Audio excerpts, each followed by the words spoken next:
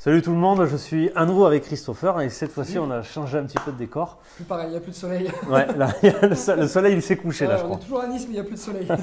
Où est-ce qu'on est ici Christopher? On est chez moi, on est chez moi. D'accord, ben merci de nous recevoir chez toi. Avec plaisir.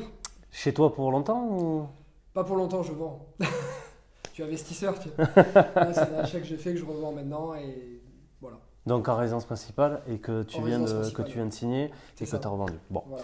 Très bien. Aujourd'hui, je vais demander à Christopher, comme je vous l'avais promis la dernière fois, de lui poser des questions sur d'autres sujets d'investissement immobilier. On parle tout le temps d'investissement immobilier en France. Cette fois-ci, on va s'intéresser à l'investissement immobilier à l'étranger. Et si je pose cette question à Christopher, c'est parce qu'il a investi à l'étranger. C'est bien ça? C'est mon côté voyageur, ça, oui. Voilà, je suppose. J'ai d'abord commencé à investir à l'étranger avant d'investir en France. Donc, mon premier achat, ça s'est fait à Budapest. J'ai acheté à Budapest il y a 3 ans. Un petit studio et du coup, le pourquoi, c'est que j'ai un ami qui a aussi acheté à Budapest. Sa femme était hongroise. On a discuté. Il m'a dit qu'il avait acheté un appartement là-bas. J'ai analysé le truc. J'ai vu que c'était super intéressant. J'ai acheté aussi. Donc à 23 ans, premier appartement à Budapest. Alors qu'il y en avait qui craignaient encore d'acheter en France. Moi, j'avais acheté à Budapest. Les gens ne comprenaient pas. Ils pensaient que j'étais fou. Voilà, c'est comme ça que ça s'est fait. En fait. J'imagine. Et puis quand on entend ça, en plus c'est ton premier, c'est ça? C'était le premier. La plupart des gens pensent que quand on investit dans l'immobilier, il faut commencer en achetant son premier appartement à côté de chez soi. Toi, tu t'es barré directement à Budapest. Bon voilà. Donc ça, c'est encore une preuve qu'il ne faut pas se retenir. Il faut vraiment aller faire les investissements immobiliers où il faut aller les faire. C'est là où ils rapportent de l'argent. Et je suppose que si tu l'as fait là-bas, c'est parce qu'il t'a rapporté de l'argent. Est-ce que tu peux nous donner un peu plus d'indications sur… Bien sûr. Alors cet appartement, c'est un studio que j'ai acheté 14 000 euros. Ouais. Ok, en plein centre, dans le 7e arrondissement, s'il y en a qui connaissent Budapest, donc c'est assez proche des monuments historiques. 14 000 euros, 5 000 euros de travaux.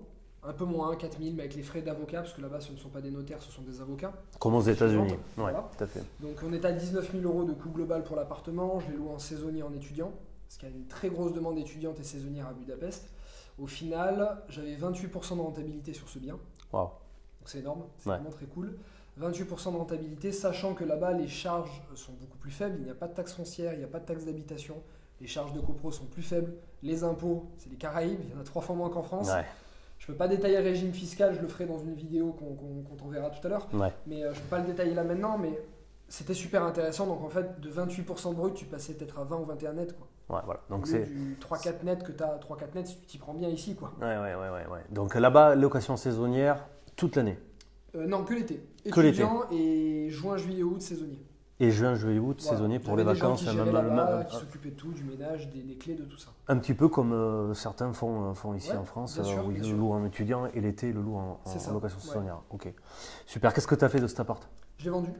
D'accord. Tu l'as vendu il y a longtemps?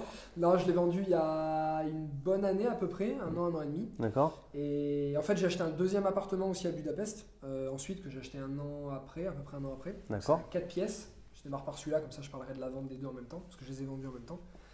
4 pièces que j'ai acheté 47 000 euros, j'ai mis 500 euros de travaux, 600 euros de travaux exactement, et je l'ai vendu 10 000 euros de plus, 6 mois après. Pour 500 euros de travaux? Ouais. Bon, ouais. Ok. Donc c'était vraiment du homestaging bien réfléchi, c'était bien.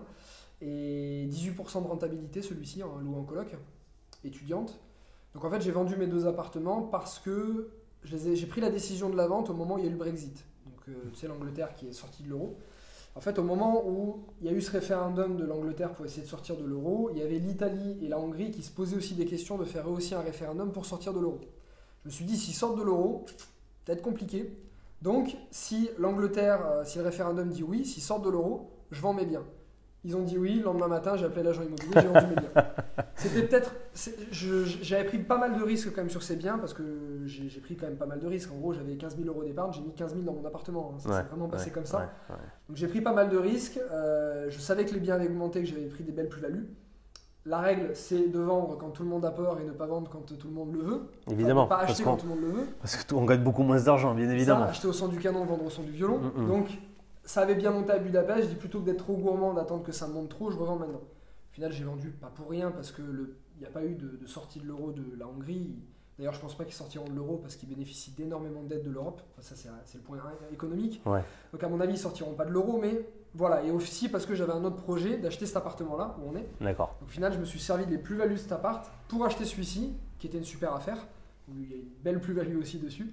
Et du coup, ça m'a permis d'acheter celui-là que je revends aussi. Donc, voilà. Bon, parfait. Donc ça a permis, tu as fait un arbitrage en fait qui t'a permis de rebondir sur une autre opération qui t'a fait gagner encore de l'argent. Exactement. Donc, ça, bon, tout ça, c'est des questions de stratégie. Vous devez avoir également, vous, vos stratégies à vous, pas forcément celles de Christopher ou les miennes ou celles de quelqu'un d'autre, mais par rapport à vos envies et vos objectifs, savoir si vous devez arbitrer, revendre bien ou le garder.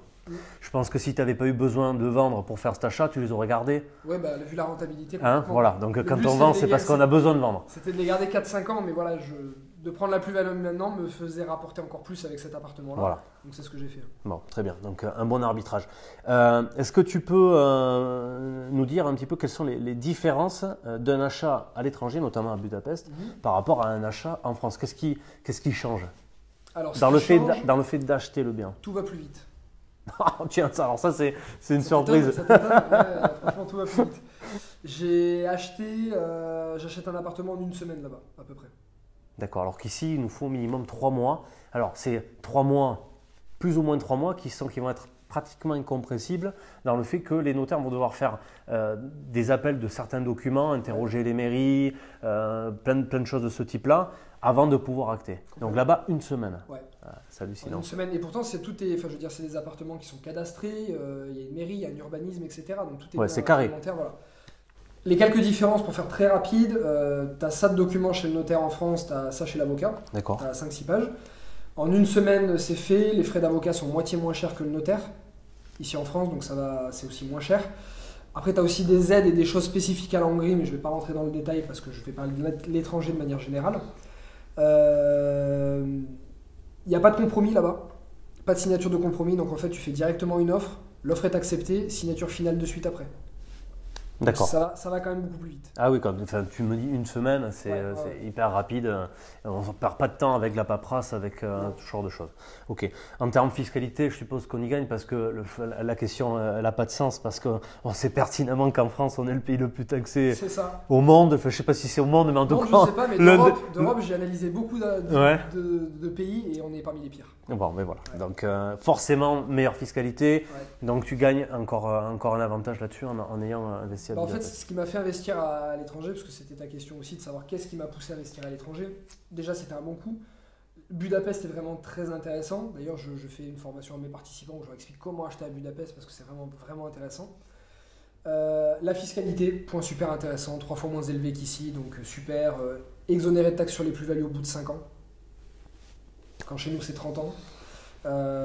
Énormément d'avantages, pas de droit de succession en ligne directe. Donc tu veux donner des biens à tes parents, tu es parent, tu veux donner des biens à tes enfants, il n'y a pas de droit de succession. Quand chez nous tu te fais massacrer. Ouais. Donc tout un tas d'avantages, il y a des raisons économiques aussi, le pays se porte bien d'un point de vue économique, il y a de la croissance, il y a de l'inflation, ce qu'on appelle, c'est-à-dire que les prix augmentent assez régulièrement, les salaires et les prix courants. Donc ça pousse l'immobilier à monter aussi. Politiquement ils sont assez stables. Plus stable que nous en tout cas, parce que nous on change une loi toutes les 5 secondes, on te dit bah tiens on va mettre ça, finalement on revient en arrière parce que ça passe pas et que ça gueule trop. On a souvent des grèves, donc politiquement c'est plus stable aussi. Fiscalement, ils attirent plus les entrepreneurs et les investisseurs, nous on a tendance à les faire fuir. Hein, donc je dis nous, quand tu es entrepreneur, investisseur, fondateur, créateur, tout ce qui finit en heure, ici t'es pas le bienvenu en France. On te dit barre-toi, tu veux venir, vas-y on te met des taxes. Tu veux créer un truc, bah viens on va te mettre des taxes. Non, là-bas c'est une des fiscalités les plus avantageuses d'Europe, la plus avantageuse en immobilier et une des plus avantageuses en entrepreneuriat. Donc voilà les raisons qui fait que je vais investir à l'étranger. Il y a déjà, il y a plus d'une raison à ce qu'on vient de voir. Et j'en ai donné 5 parce qu'on n'a pas le temps. Parce qu'on n'a pas le temps, mais il y en a plein d'autres. Donc, bon, je comprends. Je vais te poser encore une question idiote. Est-ce que tu vas réinvestir à l'étranger ou tu restes en France? On a compris qu'il a l'intention de réinvestir à l'étranger. Je rachète à Budapest notamment. Ouais. Je rachète à Budapest dans les mois qui viennent. Parce que là, je fais un tour du monde, donc pendant 4 mois, je suis à l'étranger. Après, je vais repartir, mais pendant les 4 mois, j'ai un ami qui est sur place, qui s'occupe de trouver les biens, qui va aux enchères trouver les biens. Il s'occupe des démarches administratives. Donc, en gros, moi, je le laisse tout faire. Je délègue un maximum. D'accord. Il s'occupe de tout. Je vais retrouver un appartement à Budapest, au Portugal aussi certainement. J'ai étudié le Portugal. En fait, vu que tu suis peut-être pas mes vidéos ni ma page Facebook, mais j'ai fait un tour du monde de l'investissement et je continue de le faire. Donc dans chaque pays dans lequel je me déplace, j'analyse les villes, la fiscalité, l'économie, la politique, les rentabilités. Et je fais des vidéos où j'explique comment investir dans ces villes-là. Donc j'ai fait la Thaïlande, j'ai fait Dubaï, j'ai fait Malte, Portugal, Budapest, là l'Australie, Singapour. Donc voilà, je fais toutes ces villes-là et de tout ce que j'ai vu pour le moment, Budapest et Portugal sont vraiment pas mal. Bon, ouais. Je vais au Panama l'année prochaine parce que ce qui paraît c'est pas mal. Allez, je vais valider ce que dit Christopher ce soir.